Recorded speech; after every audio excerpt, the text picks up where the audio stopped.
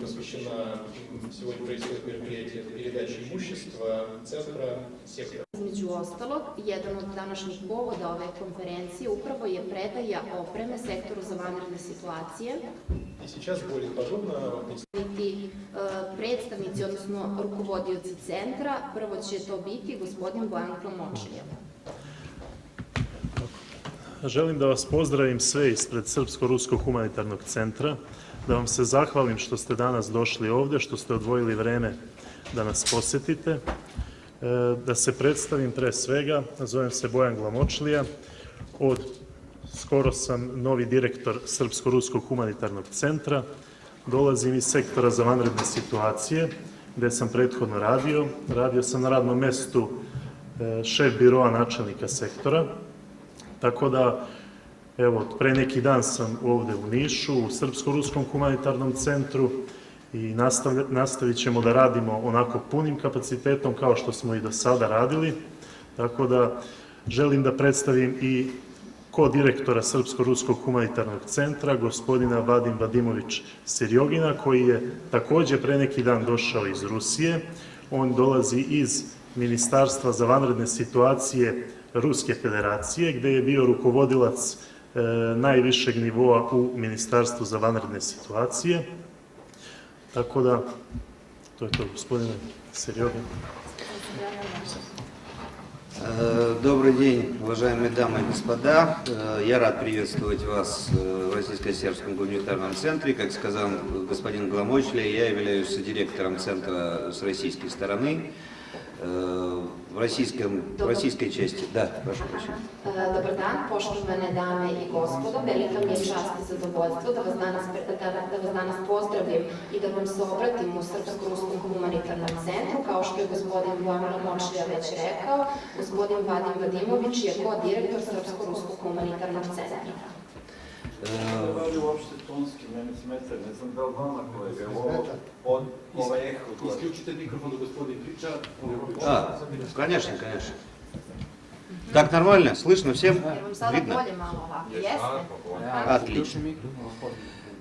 Командный голос, я могу говорить без микрофона. Da, kaže, gospodin ima jak glas i tako da možete da ga čujete sigurno i bez mikrofona.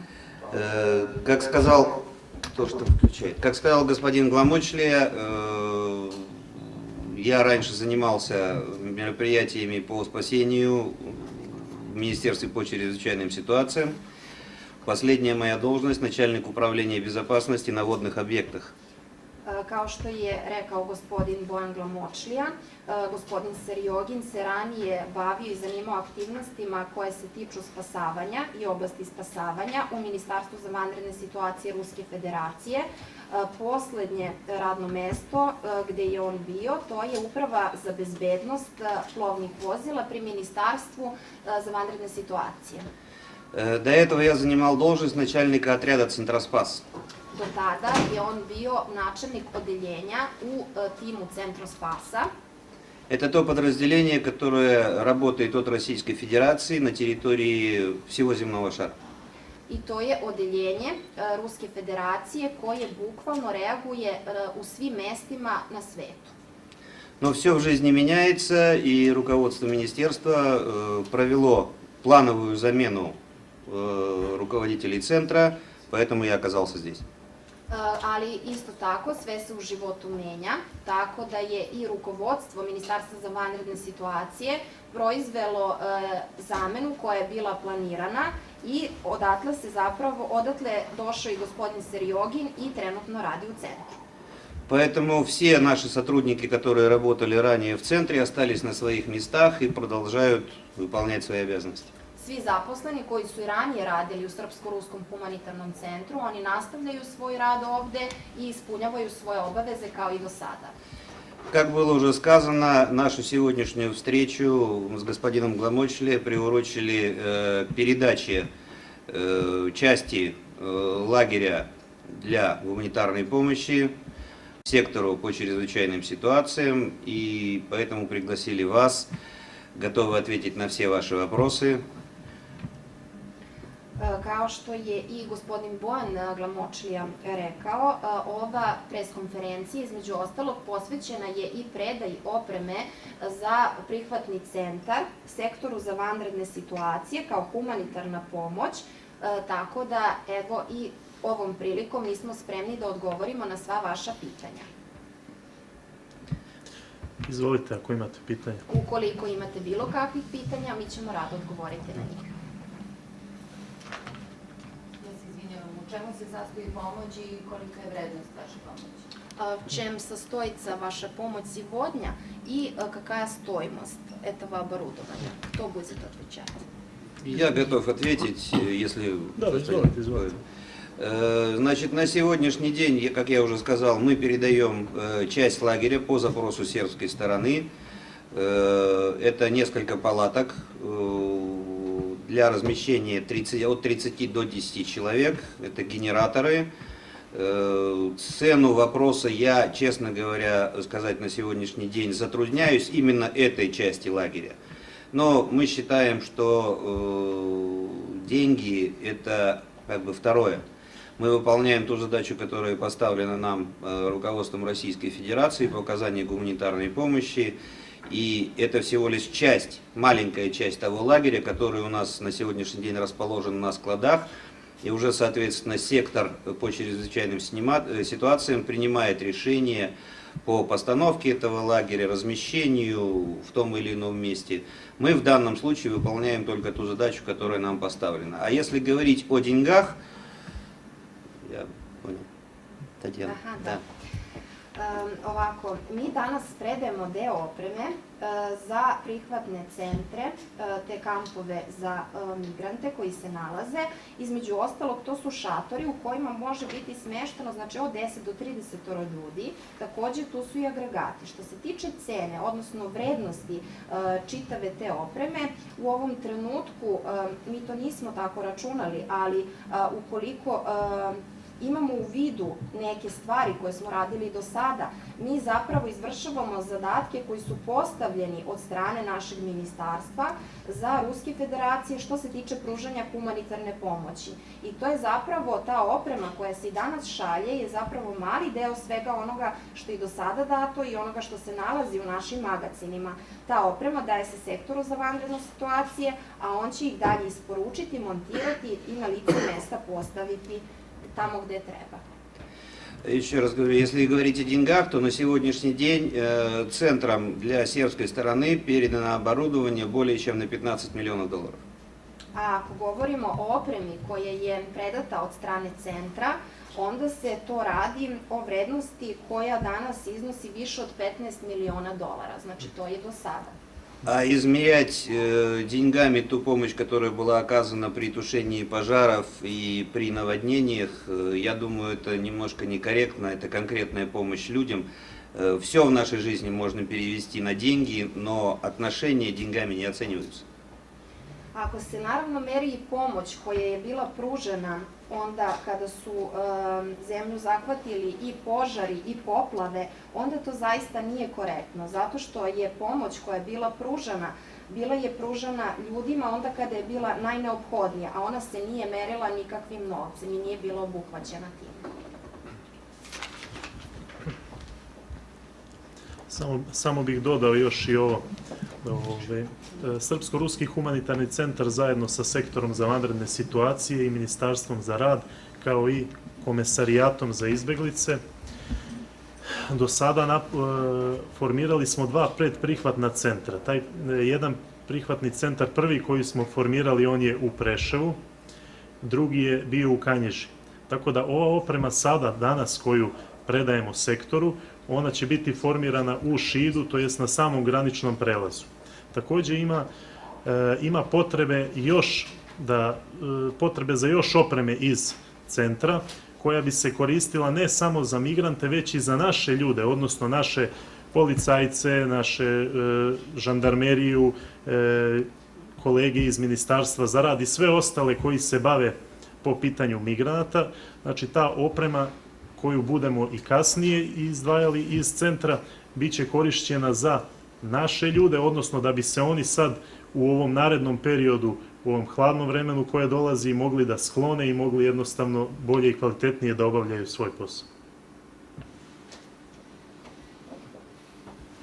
Ima li još pitanja? Koji će vam biti glavni planovi rukovođenja centrom obitelji za bolnicu? Glavni planovi? Na buduće. Eto, вопрос izvan. Pa vidite ovako, glavni planovi su da nastavimo svoj rad, da nastavimo punim kapacitetom kao i do sada što je radio centar, čak i da razvijamo to onako kako budemo mogli, shodno mogućnostima, tako da bit ćemo prisutni i radit ćemo onako kako se bude zahtevalo od nas. Imate li još pitanja? Je li to pitanje i za gospodina Serjogina? Tako da, i planovi na buduće, možemo i od vas. Планы, в первую очередь, это, естественно, оказание гуманитарной помощи и при ликвидации чрезвычайных ситуаций, не дай бог, если они произойдут в Сербии и на Балканском полуострове. Jedno, što se tiče planova za budućnost, naravno na prvom mestu to je pružanje humanitarne pomoći i u vanrednim situacijama, kako u Srbiji, tako, ne daj Bože, ako one budu nastale i u drugim državama na Balkanskom regionu. Второй момент – это обмен информацией для проведения анализа и предупреждения чрезвычайных ситуаций. Drugi moment, odnosno drugi zadatak, to je svakako razmena informacija radi analize i radi sprečavanja vanrednih situacija. На основе вот этого центра, в котором вы сегодня находитесь, upravo na bazi ovog centra u kome se vi sada nalazite, он позволяет проводить анализ, как я уже сказал, и оценивать риски, которые могут возникнуть. On upravo dozvoljava ovakve analize koje je naveo gospodin Serjogin i takođe da se ocene mogući rizici. Это и космический мониторинг с помощью спутников Российской Федерации, это и анализ на основе научных данных и так далее. To je i takođe kosmički monitoring na osnovu satelita Ruske federacije, kao i ostali naučni podaci. Следующий момент – это продолжение подготовки сербских коллег на базе российских учебных заведений. Sledeći moment, to je produžavanje obuke srpskih kolega u ruskim visokoškolskim obrazovnim ustanovama. Причем мы расширяем список этих учебных заведений. Pri čemu mi širimo dodatnu listu tih visokoškolskih obrazovnih ustanova u Rusiji. Для того, чтобы разные уровни подготовки проходили в этих заведениях. Kako bi se zapravo različiti nivoji tih obuka ostvarili u takvim ustanovama. Это как пожарные, руководители тушения пожара, руководители проведения чрезвычайных ситуаций и те люди, которые будут заниматься анализом и прогнозированием чрезвычайных ситуаций. Kada govorimo o nivoima, tu pričamo zapravo o vatrogascima, obukama za vatrogasce, zatim obukama rukovodioca koji zapravo rukovode tim vanrednim situacijama, takođe analitičara i ljudi koji bi radili pri analizi i prognozi mogućih vanrednih situacija. Это работа по созданию новых образцов специализированной техники, которая может понадобиться для ликвидации ЧС именно в Сербии. To je rad po tim osnovama, odnosno to je rad po osnovama za izradu novih obrazaca u oblasti specijalne tehnike koja će biti u mogućnosti da se koristi. Это основные моменты, на которые будет направлена наша работа. To su upravo ključne tačke gde će se zasnivati naš rad u budući. В Министерстве по чрезвычайным ситуациям Российской Федерации есть девиз «Предупреждение, спасение, помощь». U Ministarstvu za vanredne situacije Ruske federacije postoji deviza, to je preventiva, spasavanje i pomoć. Поэтому вот эти три пункта можно расширить до невозможности. Вот по всем трем позициям мы будем продолжать нашу работу. I ove tri tačke mogu se širiti imaju neograničene mogućnosti i mi ćemo svoj rad zasnivati upravo na njima. Пожалуйста, еще вопрос. Da li imate još neka pitanja? Evo, Evropska agencija Tanjug, Dragan Vujičić. Da li ste imali vremena da razgovarate možda o planu i reagovanjima u situaciji, zimskim uslovima kada je reč o migrantskoj krizi i da li od direktora gospodin Serjogin imao prilike da se upozna sa razmerama te migrantske krize kada je reč o Srbiji koja se nalazi na toj migrantskoj ruti? У вас есть какой план, что касается реагирования в кризах беженцам? И если у вас было времени, пока пришли на работу, заниматься этим проблемой и узнать, сколько просто размер этой кризы и какое место она занимает в Сербии и вообще? Да, конечно, мы первым делом обратили внимание именно на эту проблему. Da, naravno, jedno od prvih stvari bilo je obratiti pažnju upravo na taj problem. И уже успели съездить на один из пунктов перемещения беженцев, это в город Шит. I uspjeli smo da odemo na jedno od punktova mesta gde se oni nalaze, to je mesto grad Šid. И как раз та часть лагеря пойдет именно туда для выполнения задач по обеспечению этого перемещения. I upravo će ova pomoć koja se danas predaje krenuti u grad Šid kako bi obezbedila i pružila pomoć tim ljudima koji se nalaze na tom mestu. Естественно, мы анализируем данную ситуацию, но я хочу еще раз обратить внимание на то, что сказал господин Гламочлия. Мы передаем все материалы, всю технику, все снаряжение в сектор по чрезвычайным ситуациям Министерства внутренних дел Сербии.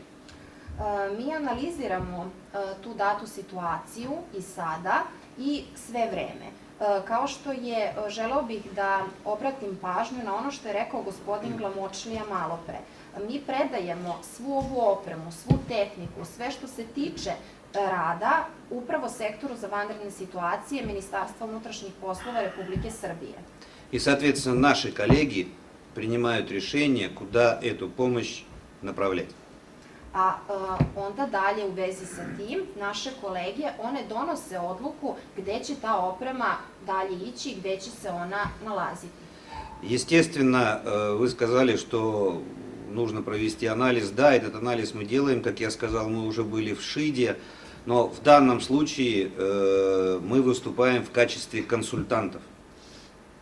Da, vi ste rekli, treba sprovoditi te analize i mi upravo te analize i vršimo i nadalje. Međutim, mi se ovde javljamo više kao u nekoj konsultantskoj formi. У нас есть большой опыт, большой, к сожалению, по данным вопросам, но в каждой стране, поверьте мне, я с этим сталкивался, есть своя специфика. И нельзя вмешиваться, как в России говорят, лезть со своим уставом в чужой монастырь.